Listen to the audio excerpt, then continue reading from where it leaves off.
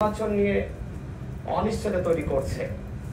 সেই ক্ষেত্রে আমার যে দাবি, এখানে যেহেতু ফ্যাসিবাদ বিরোধী রাজনৈতিক দলগুলোর প্রতিনিধিত্ব রয়েছে, সবার প্রতি আহ্বান যে আমাদের ভিতরে আসলে ছাড় দেওয়ার মানসিকতা দরকার এবং ছাড় দিয়ে অবশ্যই আগামী নির্বাচনে আমাদের সবাইকে অংশ নিতে হবে।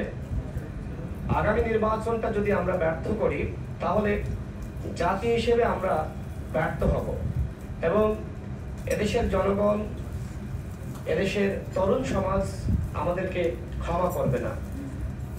এজন্য আমি সবার প্রতি আহ্বান করি যে আমরা সবাই বসে আলোচনা করি। ইতিমধ্যে ঐক্যমত কমিশন তারা সবাইকে নিয়ে আলোচনা করেছে, সামনে আরো আলোচনা হবে, আলোচনার সুযোগ আছে। আমরা যদি এই কথা এখন না বলি যে নির্বাচন হতে দিব না, আমরা যদি এই কথা না বলি যে আমরা নির্বাচনে অংশ নিব না, এই কথাগুলো আসলে ফ্যাসিবাদকে এক ধরনের আশকারা দেয়।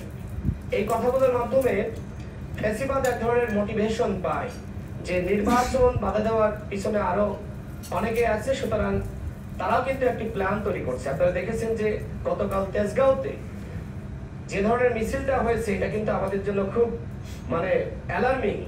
আমরা কে কিভাবে নিচ্ছি জানি না। প্রশাসনের মধ্যে, পুলিশের মধ্যে, এমনকি সচিবালয়ে এই যে ফ্যাসিবাদকে জিইয়ে রাখা হয়েছে, আমরা বারবার বলেছিলাম যে এই সরকার প্রধান দায়িত্ব এই ফ্যাসিবাদকে নির্মূল করা।